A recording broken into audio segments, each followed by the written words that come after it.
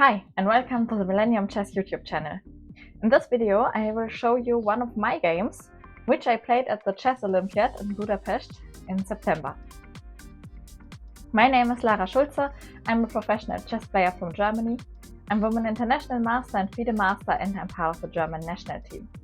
That's why I played at the Olympiad in Budapest. I played for the German women's team, and I want to show you a game which I played in the second round when we played against Belgium.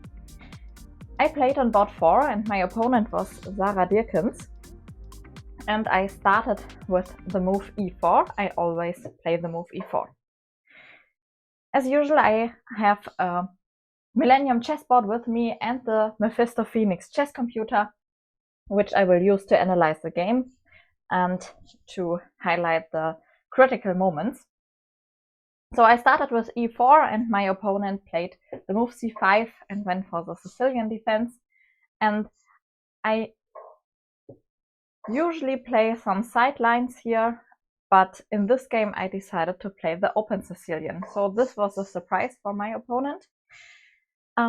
She played a lot of dragon games, and that's why I decided to go for the open Sicilian, because I prepared something against the dragon. Take stakes, knight to f6, knight to c3 and g6. So I got my preparation on the board. She played the dragon, bishop e3, the main move, bishop g7 and f3. So the idea behind f3 is to cover the square on g4. Knight g4 is sometimes a threat to take this bishop on e3. And the plan is to play queen d2, long castle, and then attack on the king's flank with g4, h4, h5, bishop h6, and then mate on the h file. So this is the plan. It's not so easy in the game, of course, but that's why I played the move f3, and that's why this is the main move. And here the main move is short castle, but my opponent played a6. Now it's a sideline in the dragon variation. I think it's called the Dragodorf, because it's a combination of dragon and Najdorf. In Najdorf you always play a6, but usually in the dragon system you don't play a6 so early. So yeah, when you combine both systems, then you have the Dragodorf and you have a dragon with a6. The idea is to play b5 very fast, but it also has some disadvantages for black, because if black plays b5 very early, then white can attack it with a4. And that was my plan. So I played the move queen d2. My opponent played the move knight d7. And here, usually white plays with long castle, but black already prepared to attack there with b5. So I played the move bishop e2. Black played b5 anyways, but then I have the opportunity to attack the pawn immediately with a4. That's a very typical plan.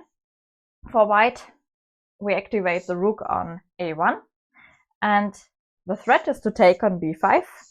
Black has to do something with this pawn on b5. One opportunity is to take on a4. That was the move in the game. The other opportunity is to play b4, but this is also not so great for black. White can go back to a2, attack the pawn on b4.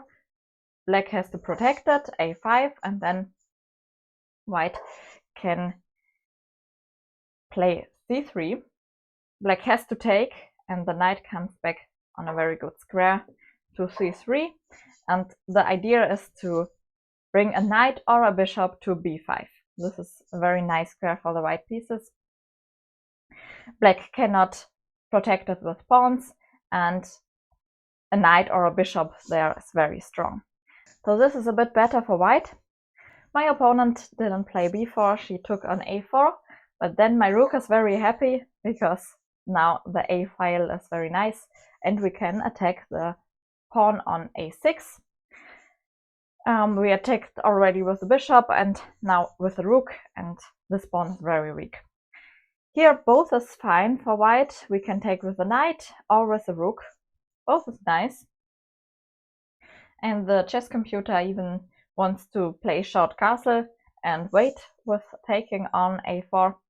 But I took immediately with the rook. Bishop b7 was the move. Otherwise I have some knight c6 threats. And now I played a nice maneuver with the knight. I played knight b3 because my knight wants to come to a5 and attack the bishop on b7. The bishop on b7 is one of the important defenders of the pawn a6. So if we play knight a5 and take on b7, the pawn on a6 gets weaker and weaker, and sometimes we can win it. We can play short castle and bring the rook to a1. Then every piece attacks the a6 pawn, and black cannot defend it with so many pieces. Short castle,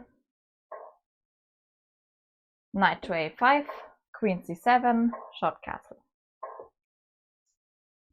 Here I really liked my position. The knight on a5 is great. We can take on b7 if we want. We can bring the rook to a1. We can also sometimes play something like knight to d5 to attack the queen on c7. And black is very passive and has this problem with the pawn on a6. My opponent played knight c5 to attack the rook on a4. So I went back to a3 and rook fd8 was in the game. Now I played b4, took some space and attacked the knight on c5. Knight went back to e6, and here I had two ideas. One idea was to bring the knight to d5. If black takes, I think black has to take. Then we take back with the pawn, and the knight on e6 has no good squares. It has to go back to f8, but that's very bad. So this was one idea, knight to d5. Another idea was to just move the rook to a1, or to bring the knight to a4 and third bishop to b6 to have a threat against queen and rook on the diagonal. So let's see what the engine of the chess computer prefers. Rook f to d1 as the first idea. Yeah, looks also like a nice move, but they didn't really think about it in the game. So yeah, I played the move knight to a4. Yeah, also a good choice.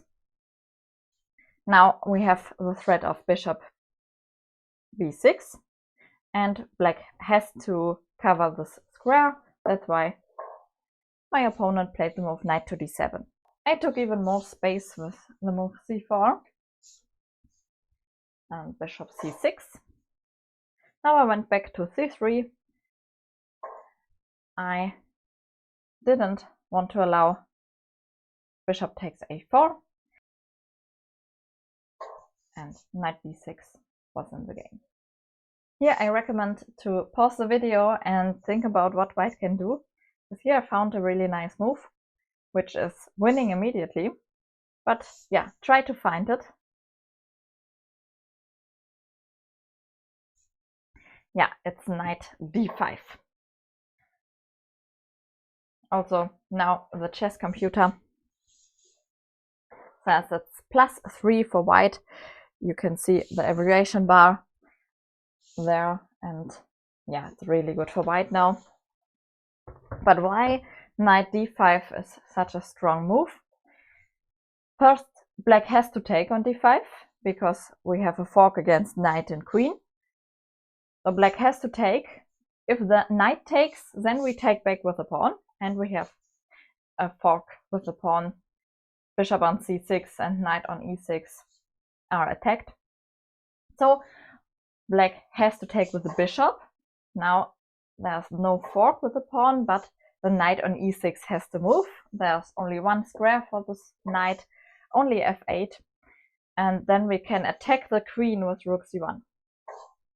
Now the rook from f1 joins the attack on the queen's flank, and the queen has no good squares because d7 is protected by the knight. d7 is bad because then the knight on b6 is a problem, and I can just take it and win a piece. So the squares on a7 and b8 are bad because I have a fork on c6. Yeah, that's all. No more possibilities for the queen. My opponent decided to play queen b8, but then I was happy to give the fork on c6, knight to c6, and here I win a lot of material. I win the exchange on d8, but also the pawn on a6, and this is hopeless for black. The game went on for some moves. I will show you.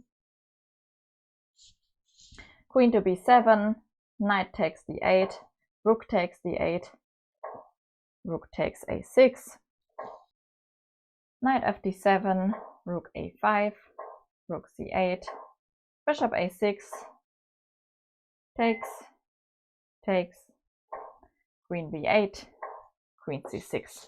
All my pieces are very active, pawn and exchange up. So yeah, it's completely winning for white. My opponent played knight takes d5, last try to get some counterplay, but of course it's not really possible. Queen takes d5, queen takes d4, and now, okay, I have to watch out on some kind of queen e1 checks, so I just played the bishop back to f1. Now there are no checks, I'm a rook up, and yeah, this is over. My opponent resigned. We won against Belgium 3-1, and yeah, this was a really nice game. I was a bit proud of it. I hope you enjoyed the video. Don't forget to subscribe to the channel, then you won't miss any new videos, and see you next time.